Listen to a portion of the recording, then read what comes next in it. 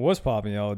DDG just went off and he decided to double, triple, quadruple down on what some people found was a wild statement to make. And he would tweet on February 2nd, streamers are richer and more influential than your traditional, quote, celebrity, ...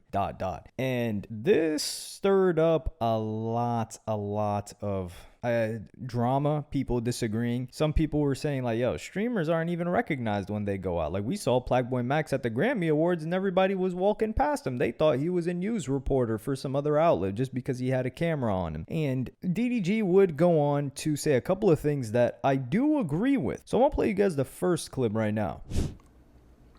This is a fact. 100%, bro. All the lingo that every celebrity saying is from streamers. It's grown ass in the industry talking about Glaze, talking about Riz, talking about this and that. I got that from the streaming community. From your kids to your auntie to your nephew to your niece. Ask them who the f they know. Kids don't listen to music like that no more. They watching clips. They on TikTok. They on YouTube shorts. This and that. And kids run the world. Like a lot of people be like, oh, kids, your fan base is full of kids. That's great. What? That's amazing. That's the main supporter that you want, because them motherfuckers gonna grow up with you. Just like some of y'all. Some of y'all was young as when y'all started watching me.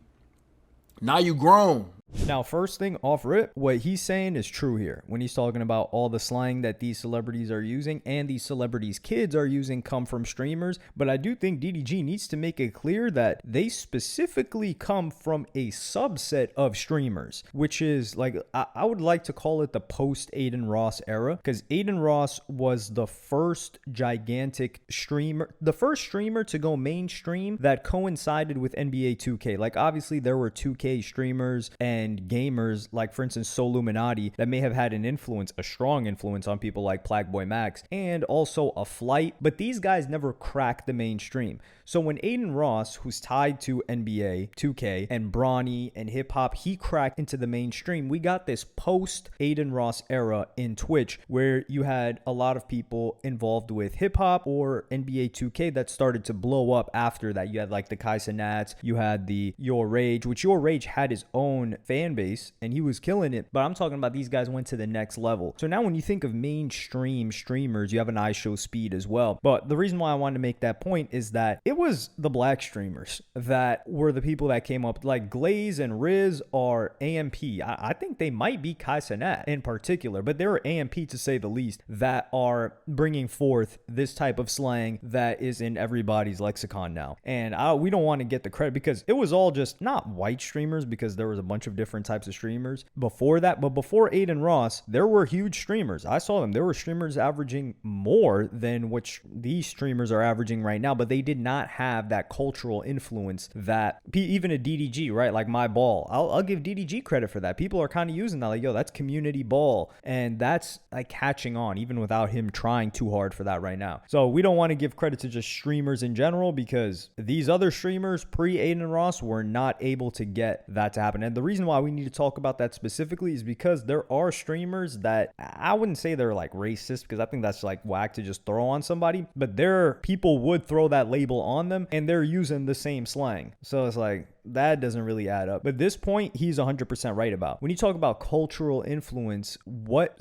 on kids, what celebrities are people following? I don't really see anybody following them and they're like, yo, I want to dress. Back in the day, people were like, yo, I want to dress just like that guy in that show or that movie. Now they're like, yo, I want to look like, well, before they were saying I want to look like that rapper. Now they're like, yo, I want to look like that streamer that I watch all the time. DDG is also right when he talks about like, yo, kids are on YouTube shorts these kids are getting the iPads at like what, 6 months. They were saying that the kids tried to scroll on the books when they first went to school because they were so confused that you had to like turn the page of a book because they never held a book until the first day of school. I don't know if that was real, but it's one of those things, and I have to clarify that I don't know if that's real, but it's one of those headlines that are just funny that you just have to repeat. But yeah, these kids are on shorts and TikTok, and that's where a lot of these clips are surfacing, which is why streamers have a wider distribution than a traditional celebrity celebrity. What's a traditional celebrity now? Maybe a musician, an actor. I mean, when you're thinking about actors, who's the hottest actor? Timothy Chalamet? And when are you seeing Timothy Chalamet other than, like, he had a crazy rollout for Marty Supreme, but you have to be in front of people's faces constantly now. And it's hard to do that if you are an actor. Like,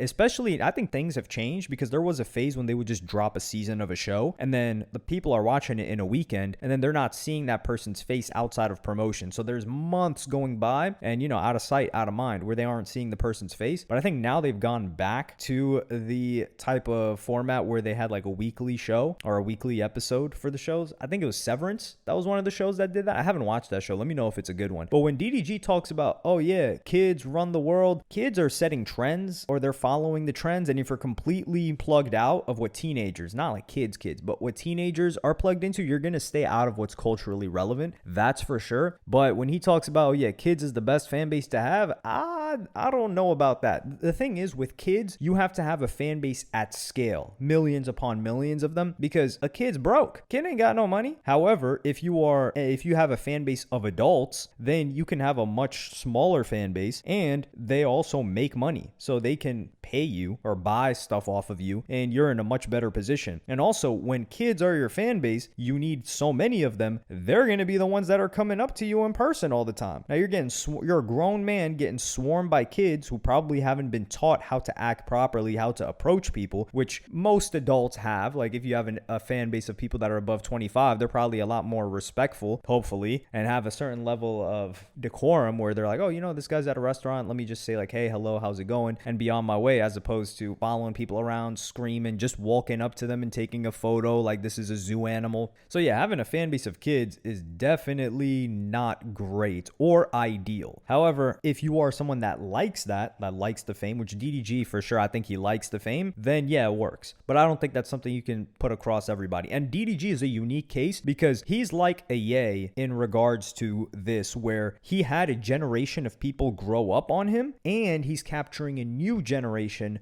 with each change of his career, like from YouTubing to streaming, now also like TikTok and stuff. So he's got a new generation and he's keeping these two audiences, where some people like a Jay-Z, for instance, he just has his original fan base. And of course, people listen to Jay-Z right now, but he's not tapping into what young people are going through. Whereas Ye, he's been able to do that generation upon generation upon generation. You ask for a person that's between 18 to 24's top 5, and you're going to find Ye there a lot more than you're going to find a Jay-Z, if you find Jay-Z at all. And it's probably just with somebody that's a real deal hip-hop fan. So we got to give DDG credit for that. But when he goes on to say the meetup thing, that's where we gotta disagree a little bit. And I'm gonna play you guys that clip right now. If Vin Diesel tweet an address and I tweet an address, who shit more lit, bro?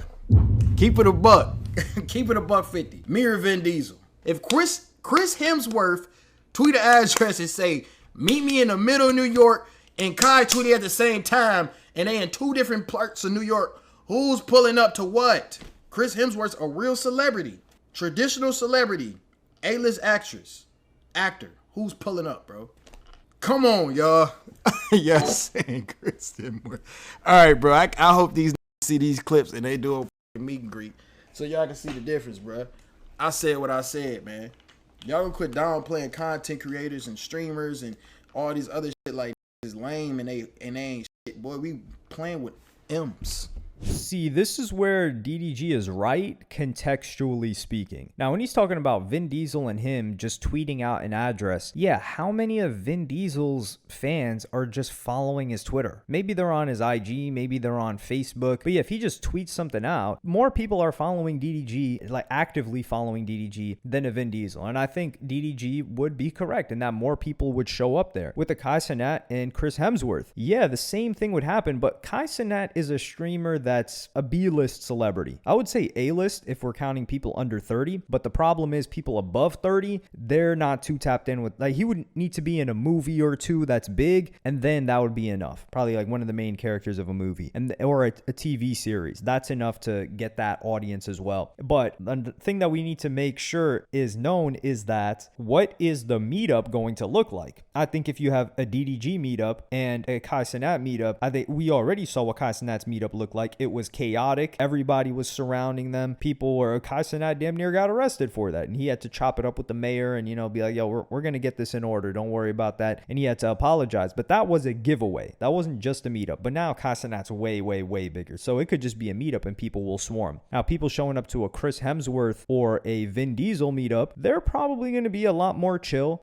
Maybe like there won't be chaos. But this is the thing. The people that follow a Chris Hemsworth or a Vin Diesel, these are grown people with families. So if they tweet out something in the middle of the day or in the afternoon, let's say 2 to 3 p.m., well, the male that's following Chris Hemsworth or Vin Diesel is probably at his job at, I don't know, Deloitte and chilling there, or at some marketing company, who knows, and his wife is probably up there in Scarsdale with the kids, or Bronxville, and she's not going to take the drive down from Bronxville just to meet them on a whim. However, and they're working too because they're adults. However, if there is a book signing that a Chris Hemsworth was doing and it was a date in advance and people knew about it, that's a different story. It's like Pitbull. Pitbull's probably not getting swarmed out in the streets. I don't know. But when Pitbull is doing a concert and people have to pay money to show up to said concert, you see a packed arena. Now, can Kai Cenat or DDG do that? Can they pack out an arena? Can they pack out even 3,000 people paying for tickets? That's a different story. And that's really what matters than people just showing up. But when DDG's talking about the money levels, yeah, if you're a top tier streamer, and by top tier streamer, we're talking about the top 50 to, I would say, yeah, the top 50 streamers, they're probably earning more than their celebrity counterparts. They're earning north of tens of millions of dollars. At the tippy top 10 streamers, probably north of 100 million. They're probably worth more than that, especially if they're taking, these other types of deals where people got to throw dice and all of that other stuff. Then they're certainly making that much money. But with A-list celebrities, these guys have had bigger deals. They've had equity plays and liquor brands, things like that. Like a Chris Hemsworth and a Vin Diesel, if that's what he's talking about when he's talking about people that have made money, no, streamers are not touching the money that those guys have made because they've been making money for decades and they've probably been making the right plays with their money. And streamers, we don't know how long their career lasts. We haven't seen that happen yet. But DDG is right when it comes to influence. Cultural influence, A-list celebrities don't really got it. A-list celebrities are kind of just at the whim of these new people. And that's why you see a lot of people tapping into streaming. Justin Bieber was streaming. And Justin Bieber has always done this. So we got to give him credit for that. He was tapping in with Viners when they were first blowing up. And him just tapping into streaming is something different. Now these A-list select, when you have, who was it? Was it Mariah Carey? Whoever showed up to Kai Cenat's stream or Plagueboy Max's stream, there were two different incidents. One of the ones was with Ty Lil. I think it was Coco Jones, some R&B artist that was just using them for promo. And then I think it was Kai Cenat's Mafiathon where she just treated it, I think it was Mariah Carey, as like just this album promo. So they understand that they need to be in front of these platforms, but they don't know why. They're just like, oh yeah, they have these numbers. Although you need to be in front of these platforms in a different way than you were in the past. You can't just pull up on some, hey, this is my product, this is my product, this is my product. They're looking at you like, get the hell out of here. And somebody that did this right was DDG when he would pull up to Aiden Ross early on before DDG even started actively streaming. And he just became cool with Aiden. He provided content. Tory Lane's another one. They would freestyle and they weren't constantly pushing themselves. And people just became drawn to them and they started messing with them. But that's all I have to say on that topic without going too deep into it. But let me know what y'all think about this in the comments. Like and subscribe and hit the notification bell if you enjoyed. And I'm going to see you on the next one.